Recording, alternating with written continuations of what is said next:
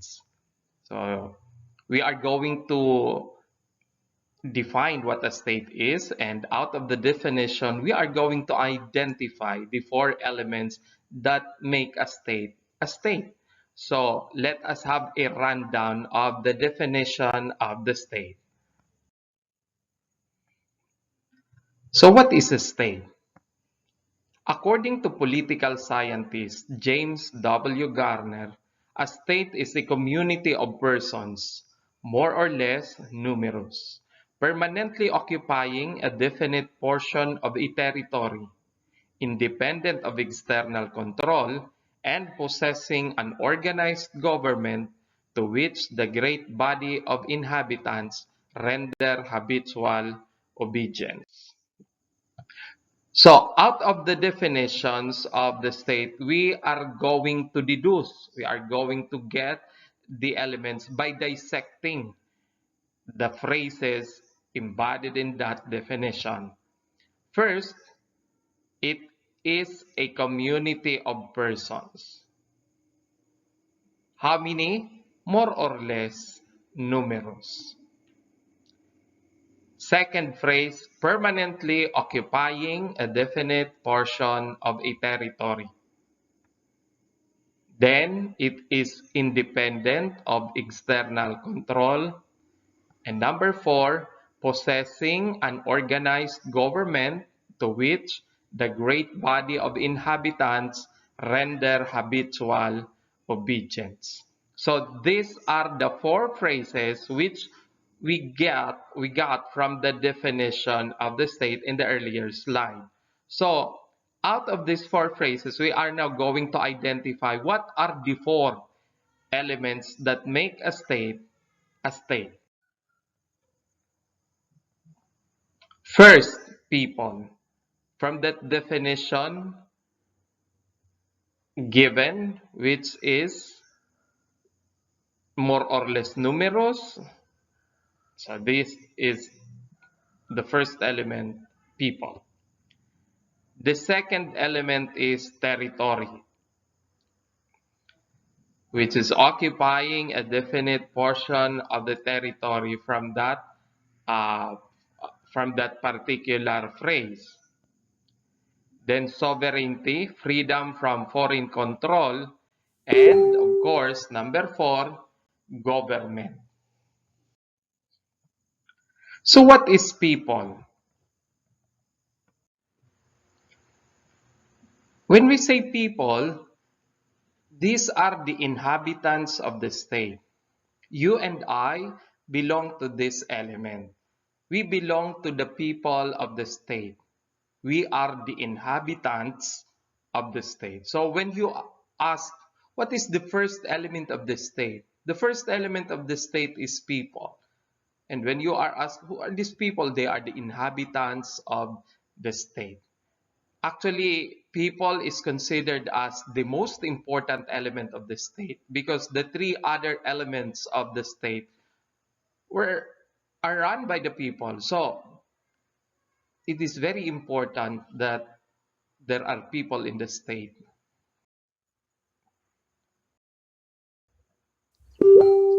So example for the United States of America, there are Americans. They are the people of the state of America. For the Filipinos, we have the Philippine state and the people are called Filipinos. For Thailand, we have the Thai people, the Chinese people for China, the Finnish for of course the English for the people in England. So they are the people.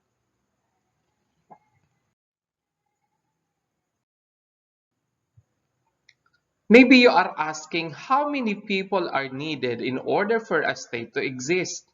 If you are going to go back to the definition of what a state is, the first phrase there says that more or less numerous. So there is no exact number of people required in order for a state to exist. It is actually a combination of more or less enough to copulate, enough to reproduce in order for the state to exist, or big enough in order to protect and to preserve the integrity of the state. So that's one thing that is being required for people. It does not need to be many, but of course, for China, with more than 1 billion population, well, that is their population, more than 1 billion. They are called the state. For Philippines, we are more than 100,000 in population. So the 100,000 people or more than 100,000 people are the people of the Republic of the Philippines. Or it could be less than 1,000, less than 1,000, such as in the case of Vatican City. Why? In Vatican City, mostly are priests and nuns. They do not copulate and therefore they do not reproduce rapidly, except for the visiting nuns and priests coming from other parts of the globe. That's the people of the Vatican City. But Vatican City is a state, even though the people there is less than 1,000. So there is no particular number of people required in order for the state to exist. It could be as big as the population of China or lesser than the population of Vatican. The second element is territory. Coming from the second phrase of the definition is territory. When we say territory, it is the place or the area where the inhabitants of the state live. So it is the place or area where the inhabitants of the state live. Without the territory, where are you going to place? Where are we going to place the people?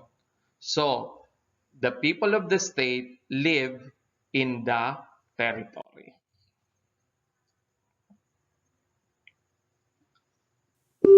So territory is measured from north to south. For example, in the case of the Republic of the Philippines, the farthest north island is Yami Island, Yami, and Salwag, the southernmost territory. So we identify our territory from north to south, and of course from east to west. We do not have that much problem with our eastern part because that is part of the vast Pacific Ocean. But we do have overlapping problem because of the overlapping claim in the western portion of the territory of the Republic of the Philippines, particularly in the West Philippine Sea, where we have issues of territorial dispute. We call the territorial dispute with our neighboring giant, the China. So we cannot just give it up. We need to protect our territory from north to south, from east to west, and even in the secondary lines or secondary areas, not just in the primary north to south, east to west, even in the secondary areas. So, what comprises a territory? Maybe you are asking, with this kind of setup or situation or size of the Republic of the Philippines, what does it comprises to be called a territory of the Republic of the Philippines, since we are speaking with the Republic of the Philippines What comprises a territory? If you are going to define our Philippine territory, we need to go back to Article 1 of the 1987 Philippine Constitution.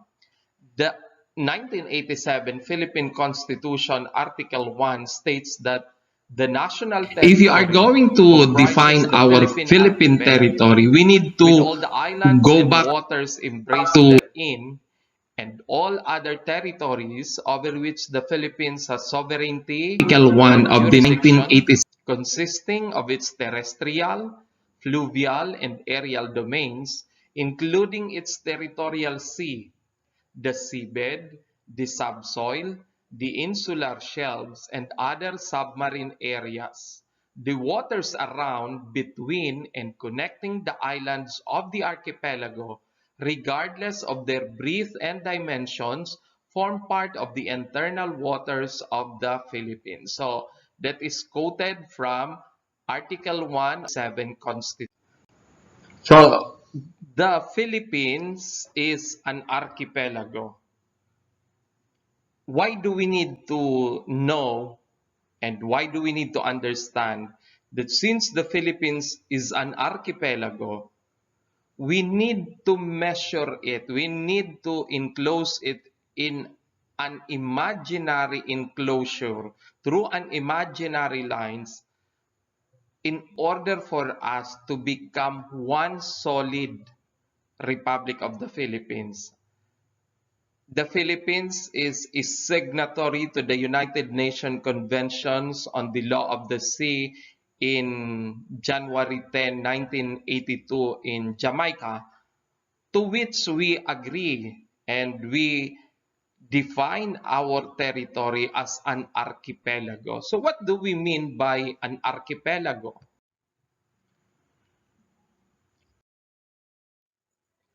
So let us now define what is an archipelago.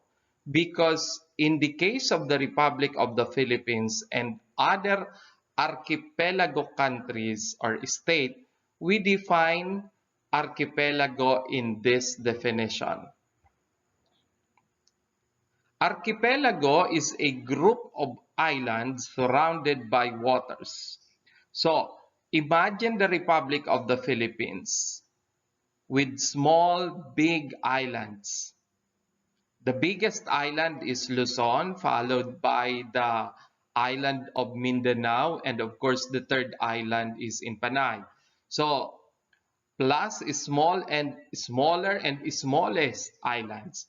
We have 7,107 islands as reported, but there are newly discovered islands totaling to about 856. So that is an additional to the existing 7,107 islands.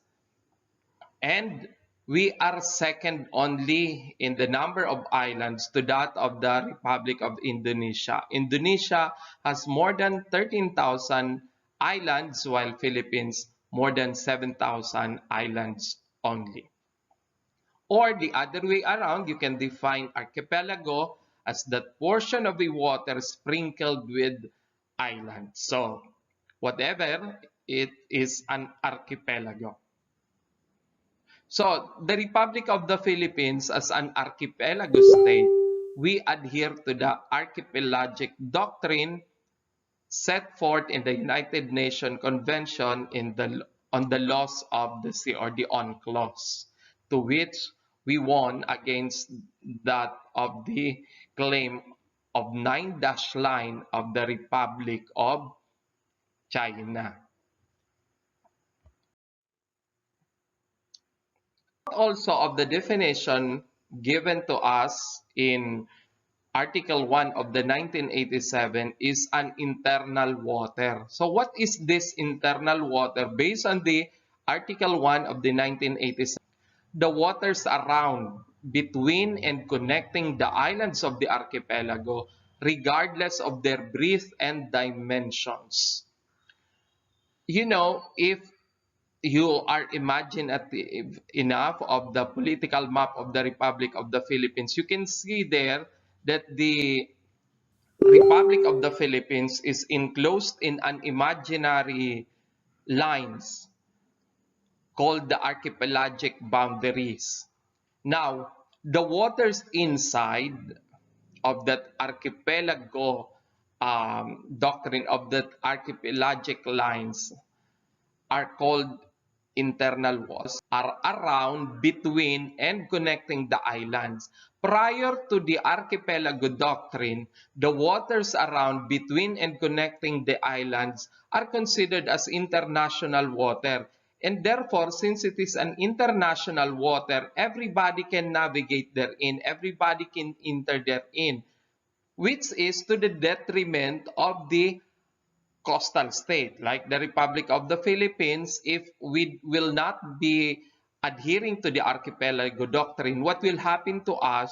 The waters between Albay, or the waters between Sorsogon and Masbate, will be considered as that of an international water in not only the Filipinos, but because of the archipelago doctrine, the waters around, between, and connecting the islands, regardless of their breadth and dimension, whatever is their size, then that form part of the internal water. And that is why under the archipelago doctrine, it seems that we are but one landmass from Apari to Hulu, or from north to south. We are just but one landmass because of the archipelago doctrine. The waters around, between, and connecting the islands considered as one solid ground, including the land territory of the Republic of the Philippines. How about a terrestrial territory, which is also mentioned in Section 1 of Article 1 of the 1987 Constitution? Well, a terrestrial territory is defined as consisting of all land territories. So, all land territories, whatever is their form, is part of the terrestrial territory.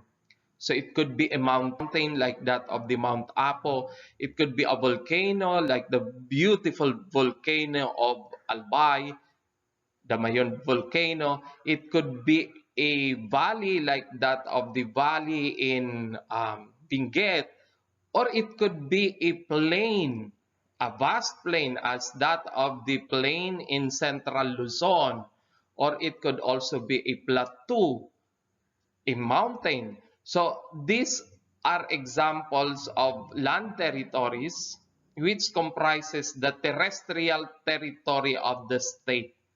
In the case of the Republic of the Philippines, that is our land from Luzon, Visayas, and Mindanao. All the lands therein is part of our terrestrial territory. How about a fluvial territory?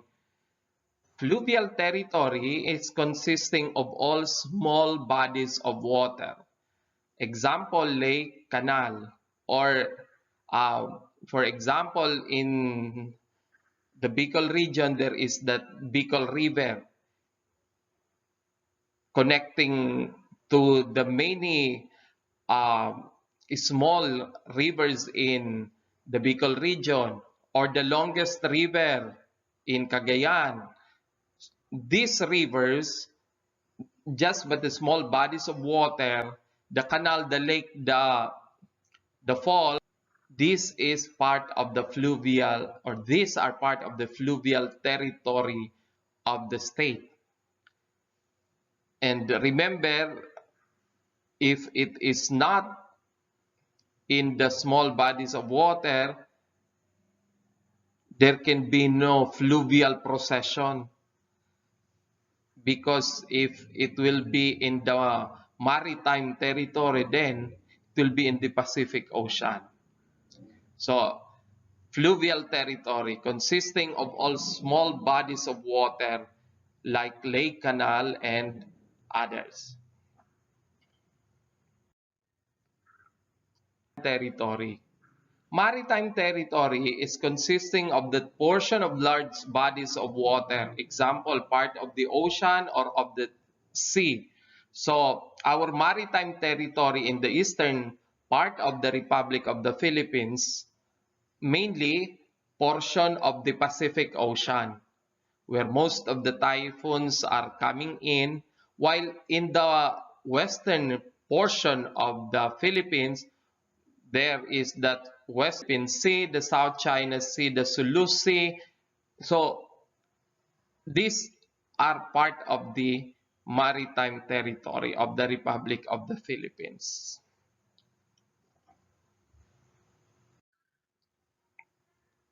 How about aerial territory? The aerial territory is consisting of the airspace above the maritime, the fluvial, and the terrestrial territory. There are some authorities saying that the end of the aerial territory is where the outer space begins. So, if it is the beginning of the outer space, that is also already the end of the aerial. As a territory, the sovereign state can implement, can enforce the laws within the state. For example, in the case of the Republic of the Philippines, above the airs, above the terrestrial, above the fluvial and the maritime territory, thus the Philippines as a state can always enforce hence any entry, illegal entry in the airspace except for emergency landing for commercial 12 nautical miles from the baseline. So that imaginary enclosure to the Republic of the Philippines, that is the baseline. You count it there, 12 nautical miles from that is the territorial sea. Now, in the territorial sea, the sovereign state exercises sovereignty. So therefore, nobody can enter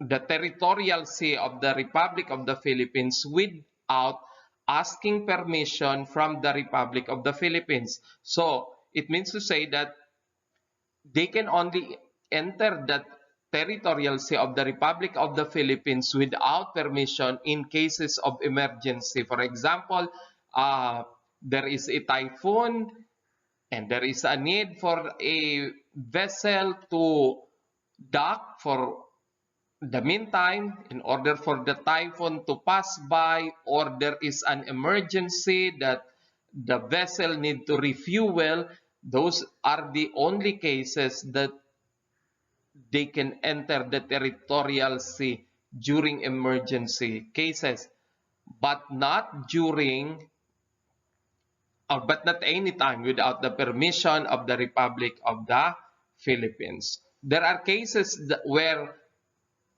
a big vessel dock in our Philippine seaport because of the Balikatan exercises. Well, that is part of the Balikatan exercises. There is an agreement, a treaty to that effect. Then the visiting forces can enter the Philippine territorial sea in pursuance to that existing agreement or treaty.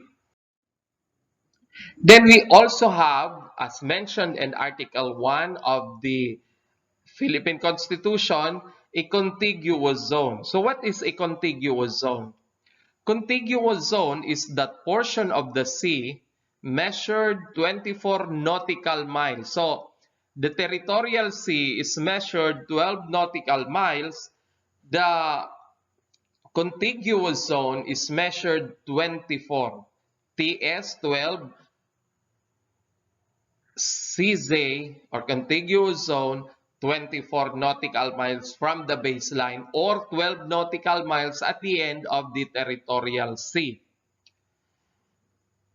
What is the role or power of the coastal state within the 24 nautical miles contiguous zone? The coastal state, for example, the Republic of the Philippines, can exercise control to prevent the infringement of its customs. So within the 24 nautical miles, the Republic of the Philippines, as for example, the case is, can implement prevention on the infringement of its customs. For example, there are some who pass through back door. So when we say back door, it is not passing through the regular customs and therefore not paying the rightful customs duties, tariffs, etc. So the Philippines as a state can implement prevention in the infringement of its customs laws. What else? Fiscal. So even collection of taxes can be run through by the Philippine government within the 24 nautical miles contiguous zone. Or the immigration laws, as there are aliens without papers or documents and yet they are in yacht, nasa yate, in yacht, and then passing through the 24 nautical miles, the Republic of the Philippines as a state can implement the immigration law within the 20, and of course can apprehend aliens without proper documents while they are in the yacht or within the 24 nautical miles. And sanitary laws. So there are reports before wherein the Republic of the Philippines become the trash coming from Canada, coming from Korea and other neighboring countries, seemingly a custom due container, and yet upon opening, trash. But sad to say, I don't know what happened to the of that pronouncement of President Duterte that the same should be returned to the country to which it originates. Now that is the contiguous zone, the 24 nautical mile from the baseline of the state over which the coastal state exercises control to prevent the infringement of its customs, fiscal, immigration, and sanitary laws. And then also we have that so-called exclusive economic zone.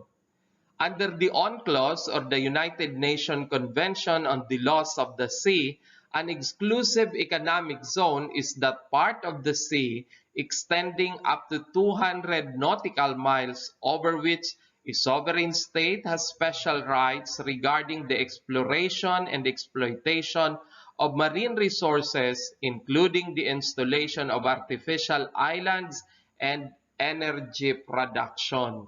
So that is the 200 nautical miles exclusive economic zone. The Malampaya gas station is an offshore and within the exclusive economic zone of the Republic of the Philippines.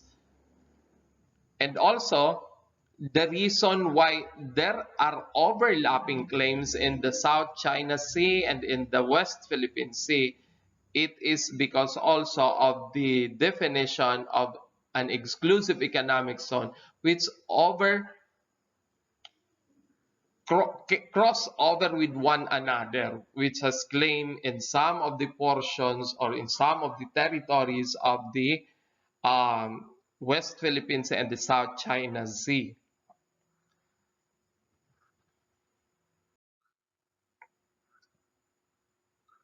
So let's move to the third element of this government. What is meant by government? Government is the aggregate of authorities to which the will of the state is formulated and carried out. So sometimes it is called the bureaucracy. This is where the people of the state transact business. The government of the Republic of the Philippines, for example, is run by chosen representatives coming from the different islands of the state, coming from the different districts. We have the lower house coming from all over the Philippines. We have the Senate and of course the president and the vice president elected. They run the government. And the people there formulate policies. They carried it out and implement to the whole state, to the whole nation of the Republic of the Philippines. So that's the government. Government could be ruled by none. So is there such a government where no one ruled and yet could be called a government?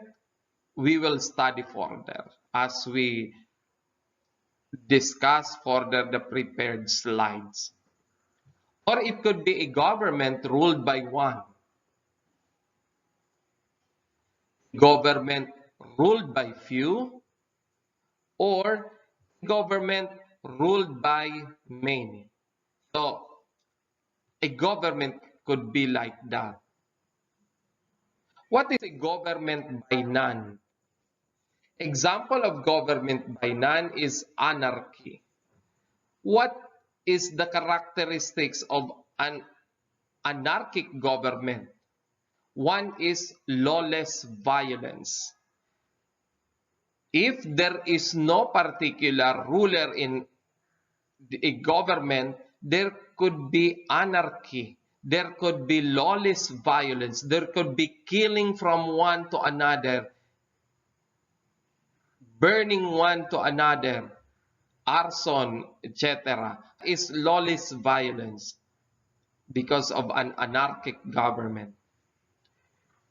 But there could be chaos. That is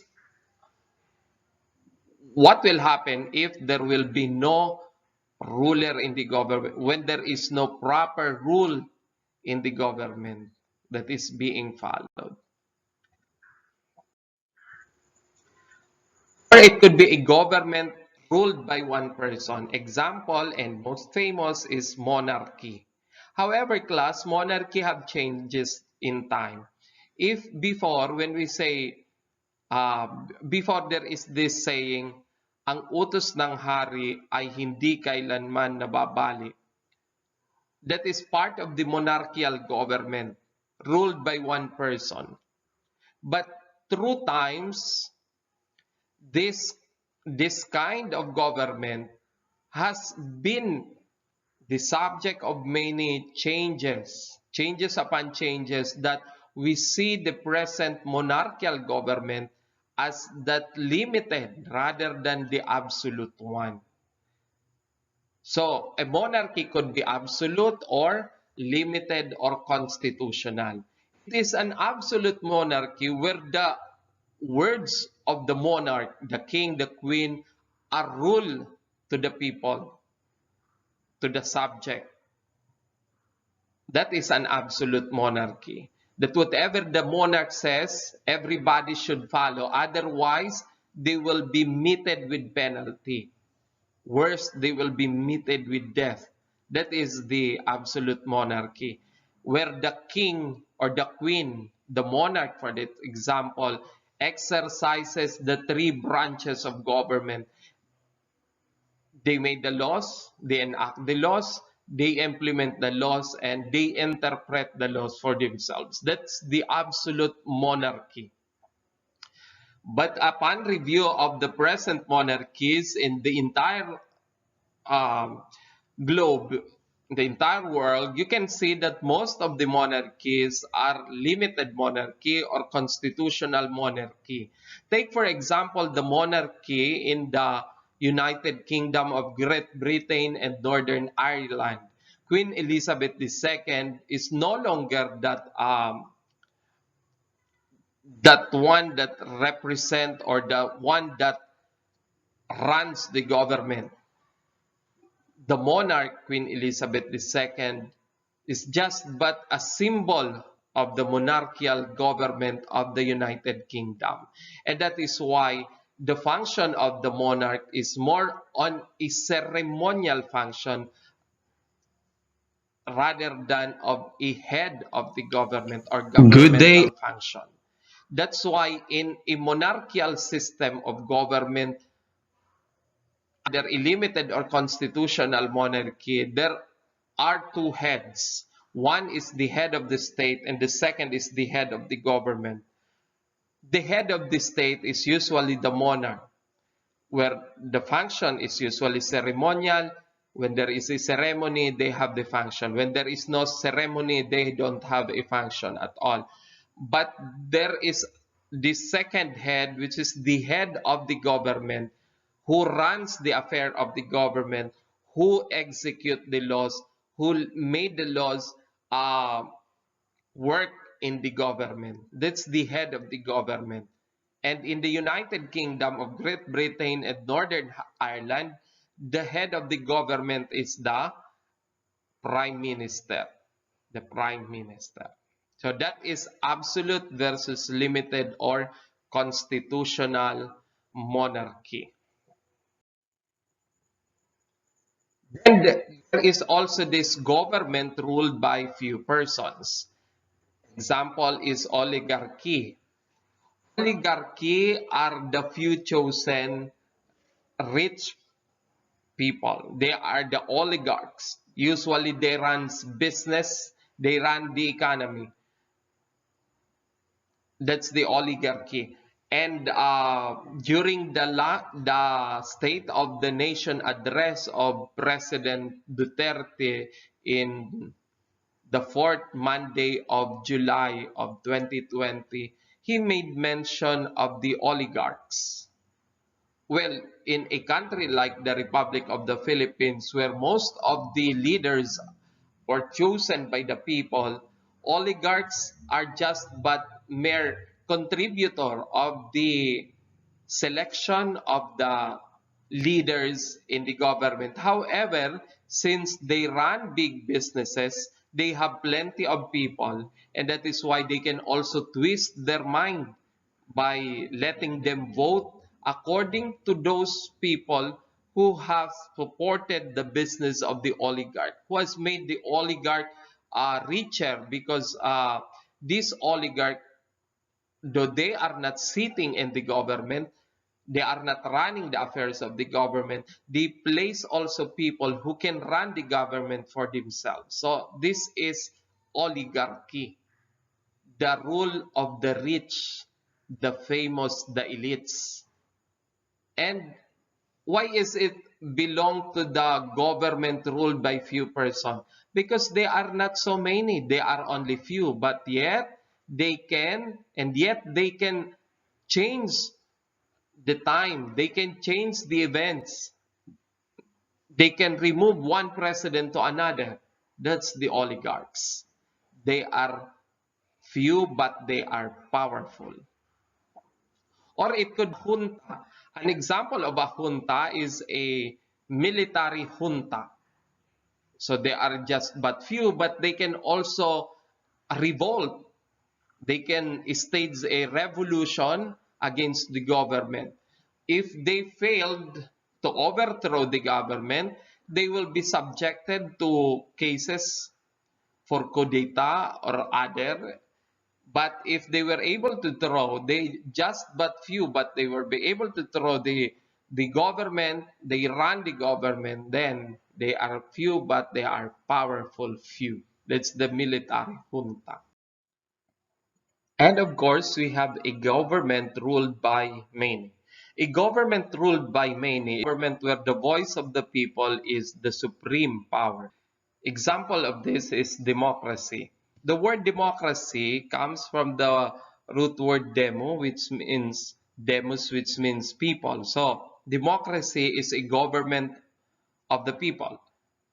That's why I would like to share with you a famous definition of the word democracy from that of the definition of Abraham Lincoln in his famous Gettysburg Address. During that time, the United States of America is under a civil war. It is a civil war because there is a war between the white and the black people of America. And it was during the time of Abraham Lincoln when these black people were emancipated from their situation. They become equal before the eyes of the law and before each other. Prior to the emancipation of the slaves, black people are considered as a commodity.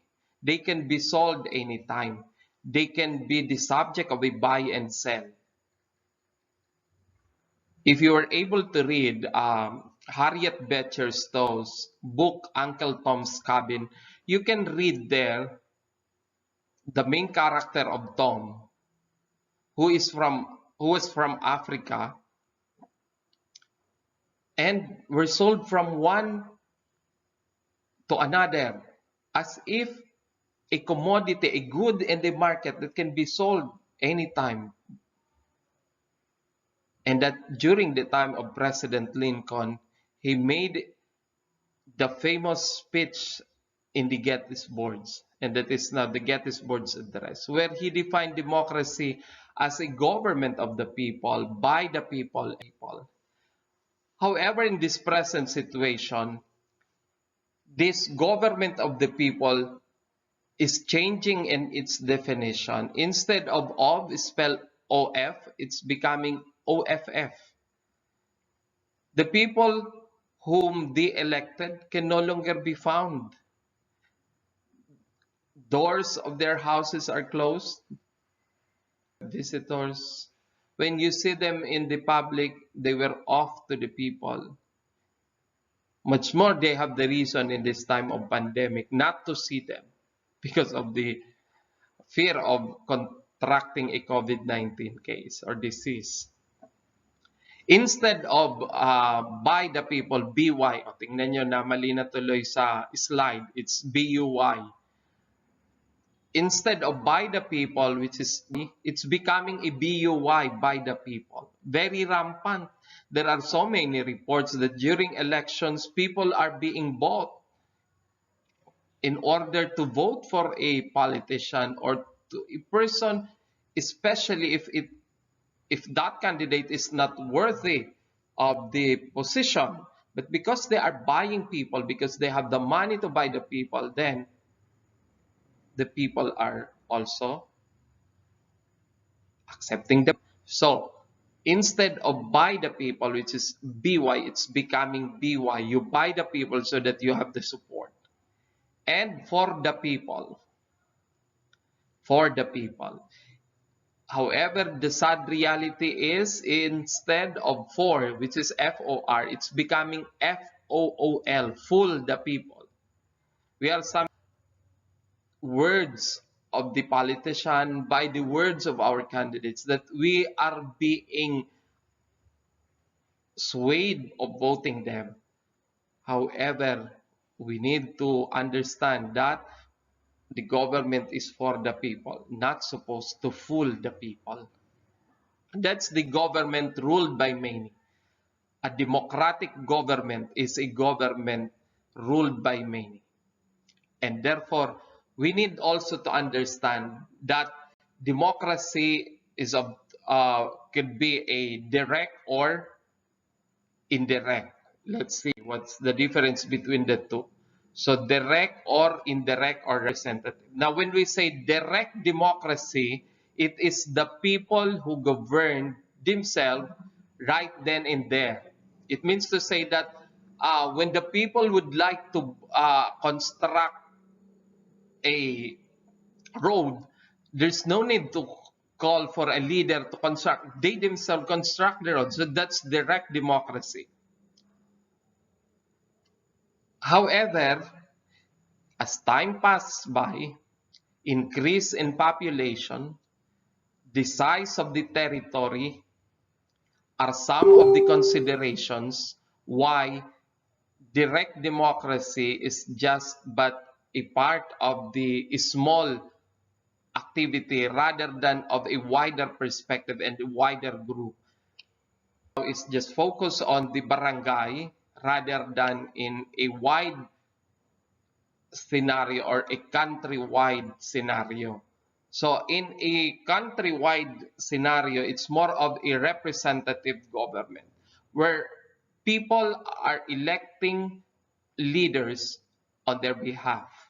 That's why in our case, in the present situation, we elected President Duterte. Whether you voted for him or not, we cannot deny the fact that the people elected him and therefore he is the president. Lenny Robredo, the vice president.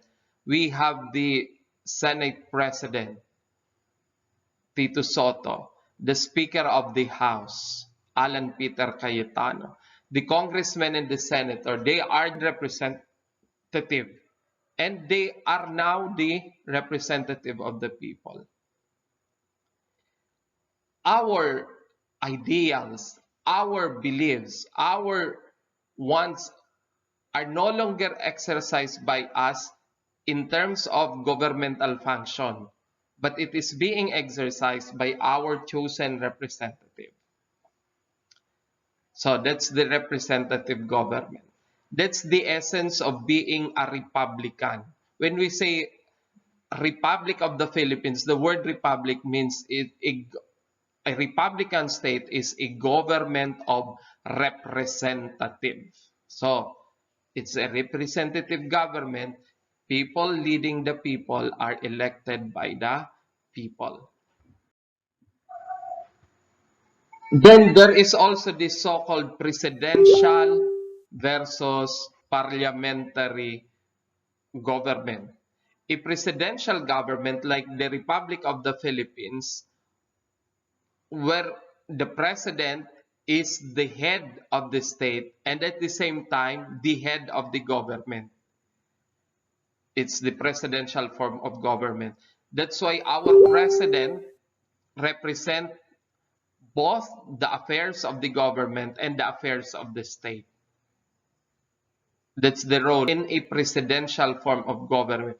But in a parliamentary form of government, the, the prime minister is elected among the people elected, among the representatives elected. So the president, parliamentary form of government, is not a direct uh, elected official of the people. But the prime minister is elected from among the representative. And who elect them? The representatives themselves. Unlike in presidential form of government, it's the people who elect the president and therefore it's also the people who can remove the president. But in a parliamentary form of government, it is easy to choose a new prime minister because only the members of the parliament elect people can remove the the prime minister on a no confidence vote. That's easy, but not in the presidential form of government. You need first to have another EDSA revolution in order to remove a sitting president of the Republic of the Philippines. How about a unitary and a federal government? When you say unitary, there is a uniform implementation of law from north to south, east to west. Unitary. So in the case of the Republic of the Philippines, there is one law from north to south. It is a uniform implementation.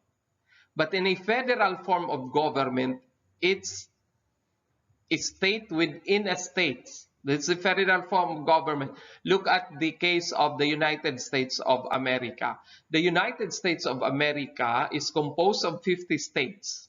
Each state has its own government, has its own laws, which is another to another state.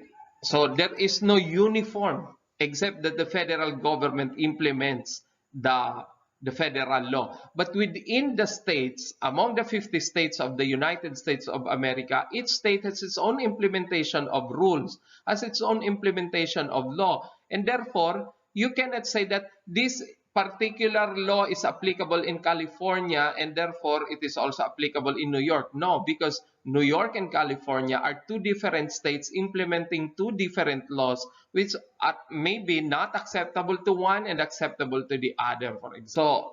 So that's why in a federal form of government, it's a state with many states.